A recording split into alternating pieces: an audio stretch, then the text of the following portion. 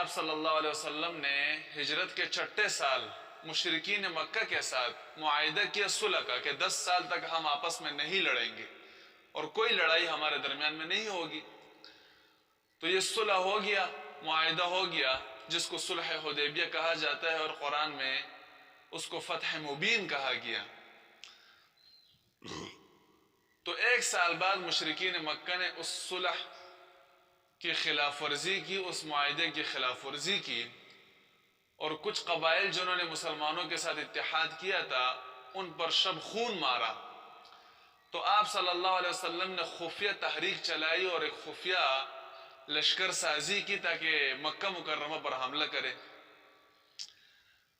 تو ابو سفیان کو کچھ اندازہ ہو گیا تھا، جو مشرکین کا سردار تھا اس وقت. تو وہ مدینہ منورہ آیا اور آپ صلی اللہ علیہ وسلم سے ملاقات کی اور صلح نامہ کو دوبارہ تازہ کرنے کی درخواست کی، لیکن آپ صلی اللہ علیہ وسلم نے اس کی ایک بات بھی نہیں سنی اور اس کو واپس لوٹا دیا. لیکن یہ بھی نہیں بتایا کہ ہم مقابلے کے لیے آ رہے ہیں. تو مشرکین حیران تھے کہ اب ہم کیا کریں، نہ ہمیں یہ پتہ ہے کہ صلح ہے یا نہیں، اور نہ یہ پتہ ہے کہ وہ جنگ کرنے کے لیے آ رہے ہیں یا نہیں کہ تاکہ ہم جنگ کا مقابلہ کریں. تو لمبا واقعہ ہے جو سیرت کی کتابوں میں لکھا ہے، لیکن شارٹ کٹ کر کے میں بتا رہا ہوں. آپ صلی اللہ علیہ وسلم نے 10,000 صحابہ کو لے کر 10 رمضان المبارک کو مدینہ سے نکلے اور 20 رمضان المبارک مکہ مکرمہ میں فاتح بن کر داخل ہوئے، غالب بن کر داخل ہوئے. تو راستے میں حضرت عباس رضی اللہ تعالیٰ عنہ آپ صلی اللہ علیہ وسلم کے عام محترم اور چچا وہ بھی آئے، ہجرت کی انہوں نے. تو آپ صلی اللہ علیہ وسلم نے ارشاد فرمایا کہ یہ ہجرت کرنے والوں میں سب سے آخری ہے، جیسے میں نبیوں میں سب سے آخری ہوں، جیسے میں خاتم النبیون ہوں اسی طرح یہ خاتم المہاجرین ہے. اس کے بعد کوئی ہجرت نہیں کرے، کیونکہ اس کے بعد تو مکہ فتح ہو گیا نا، وہ بھی اسلامی ملک ہو گیا. اسلام تو انہوں نے پہلے قبول کیا تھا، لیکن ہجرت جو ہے فتح مکہ کے موقع پر کی انہوں نے. اور جب آپ صلی اللہ علیہ وسلم مکہ میں داخل ہو رہے تھے اس وقت ابو سفیان بھی حاضر خدمت ہو کر مسلمان ہو گیا، اسلام قبول کیا.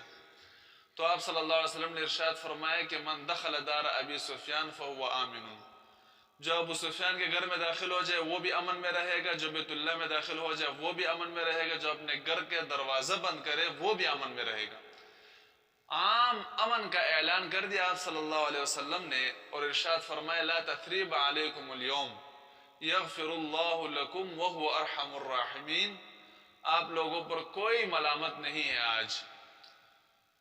لیکن صرف 11 مرد اور 6 عورتیں ایسی تھی کہ جنہوں نے اسلام کے خلاف بہت بدزبانی کی تھی اور پیغمبر کی بڑی گستاخی کی تھی. تو ان کو قتل کرنے کا آپ صلی اللہ علیہ وسلم نے حکم دیا صحابہ کو کہ ان کو جہاں پاؤ، جہاں ملے ان کو قتل کر دو. اس میں ایک آدمی تھا عبد العزیٰ بن خطل، یہ پہلے مکہ مکرمہ سے ہجرت کر کے مدینہ منورہ آیا تھا اور اسلام قبول کیا تھا اس نے. تو آپ صلی اللہ علیہ وسلم نے اس کا نام عبداللہ رکھا اور زکوٰۃ کے لیے ایک علاقے میں بھیجا اس کو.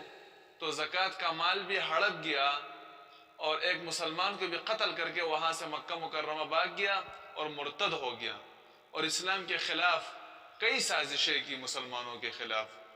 تو آپ صلی اللہ علیہ وسلم نے صحابہ کو حکم دیا کہ عبد العزیٰ بن خطل کو، ابن خطل کو جہاں پر بھی پاؤ اس کو قتل کر دو. تو صحابہ نے اس کو دیکھا کہ وہ بیت اللہ کے غلاف پکڑ کر کڑا تھا، تو وہاں پر تو کسی انسان کو قتل کرنا جائز نہیں ہے، بیت اللہ کے اندر قتل کرنا حرام ہے.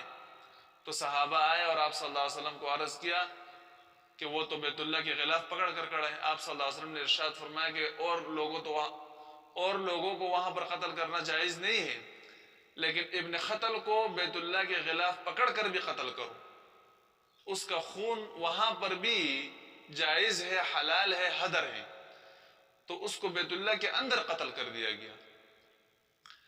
پھر جب آپ صلی اللہ علیہ وسلم بیت اللہ میں داخل ہونے کے ارادہ فرمایا تو حضرت علی رضی اللہ تعالیٰ عنہ کو بھیج دے کہ جاؤ بیت اللہ کی چابی لاؤ. حضرت علی رضی اللہ تعالیٰ عنہ جب گئے، بیت اللہ کی چابی عثمان بن طلحہ الحجبی کے پاس تھی.